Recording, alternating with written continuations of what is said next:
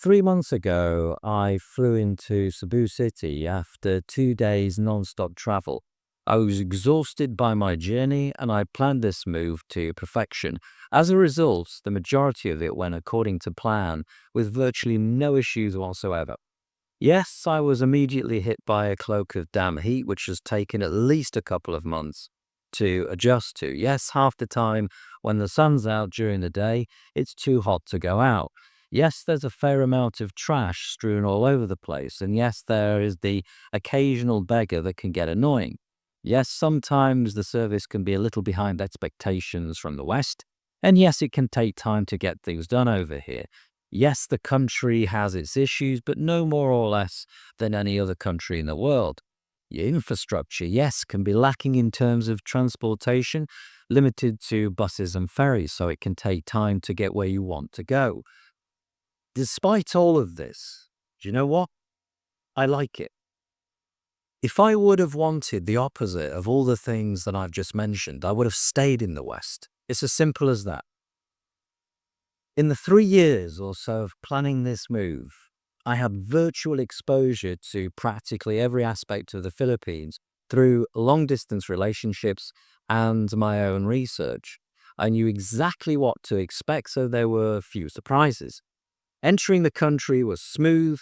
Within a couple of weeks of being here, I'd extended my visa online, added a further 2-month extension, and applied for my ACR card, all for less than a couple of $100 and an hour or so at immigration. By being intelligent about my banking situation and using fintech companies such as Wise, it's been pretty much seamless all the way through. Yes, there's a 300 peso charge on all foreign cards when withdrawing cash from ATMs. But bearing in mind the cost of living here and what you're actually saving overall, it's negligible. Just the cost of doing business. I wake up most mornings with zero stress. I have the whole day to do pretty much whatever I want. Very rarely do I need to venture outside of the square mile expat bubble in the city centre that's got everything I could need or want, from state-of-the-art shopping malls, super value restaurants, eateries and takeaways of every kind of cuisine imaginable, all of which could be delivered to the lobby of my condo residence and collected at my convenience. Whiskies and wines delivered from high-end supermarkets at less than half, sometimes even a third of the cost of what they were in the West.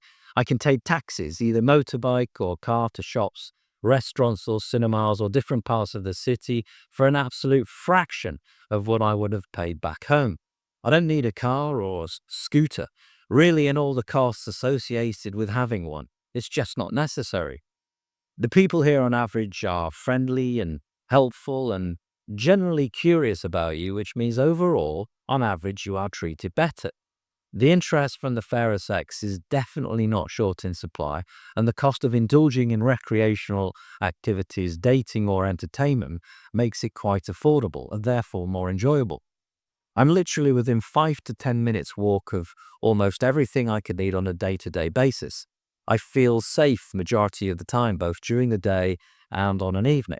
There are a few select spots to enjoy nightlife where the atmosphere that I've encountered is always friendly, just full of people relaxing and enjoying themselves in good spirits, free from all of the tensions and violence and crime that would normally go with nightlife back in the West. One point I also have to mention here is that I've noticed when interacting with the younger generation just how more respectful they are than groups of people, young people, back in the West.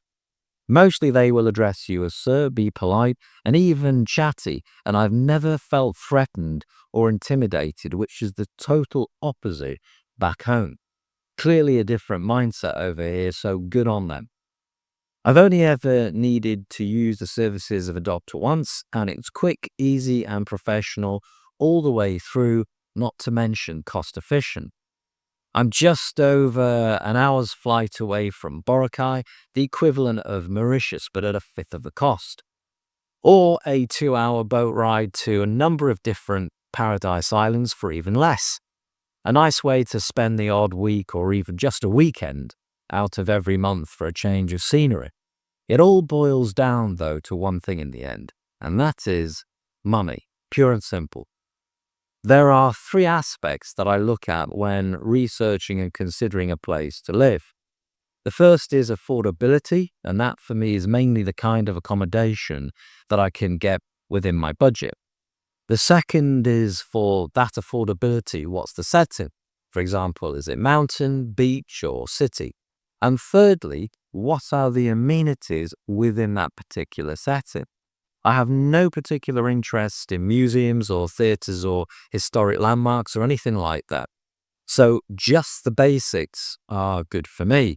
For example, a reasonable gym, access to a pool, supermarkets and places to eat. I can honestly say that it took me no more than a month to reach the conclusion that for me, Cebu City is without doubt a place that I can spend some of my future, even retire here if I wanted to. And if city life gets a little too much on occasions, aside from the occasional trip to an island here, there is also the option to use the international airport at Maptin, where you can wander off to destinations like Thailand or Vietnam for less than around $100 a ticket. Are there things that I miss about the West? Absolutely. The seasons, for example, I actually enjoyed watching my environment go from winter to spring to summer to autumn. The long, cold winters and dark nights, it's a bit of a cliche. The late summer nights kind of make up for it. I also miss the high-end gin clothes that we have back in the West with all the facilities and the niceties. But probably most of all, I actually miss normal bloody supermarkets where I can go and get all of those wholesome goodies to sling in an air fryer like I used to. Although in reality, all of these things can be worked around, and they are certainly not the be-all and end-all. So on balance, yeah, life is pretty good here in the city of Cebu.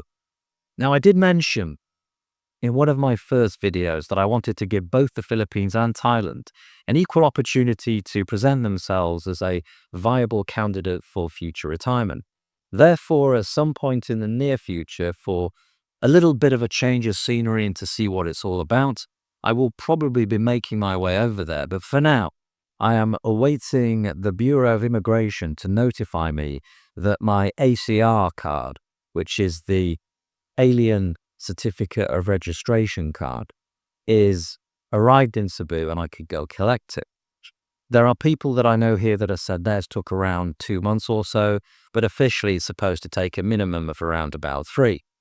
If you want to lease a condo on a longer term basis, for example, 6 to 12 months, then you really do need the ACR card. So for now, I'm staying put and I will continue to enjoy my new life here in Cebu City, Asia. The only thing that really sits at the back of my mind about being here is when visiting family back in the UK, the absolute ball ache of a journey of 2 days non-stop traveling and the expense to go with it. And then on arrival, experiencing temperatures that are half of what they are here and the cost of things that are several times of what mostly everything is here. Anyway, I will now go and take my afternoon swim, followed by a short trip to Mercado IT Park, while I will indulge in monster ribs in barbecue sauce and rice for only 249 Philippine pesos, just over $4.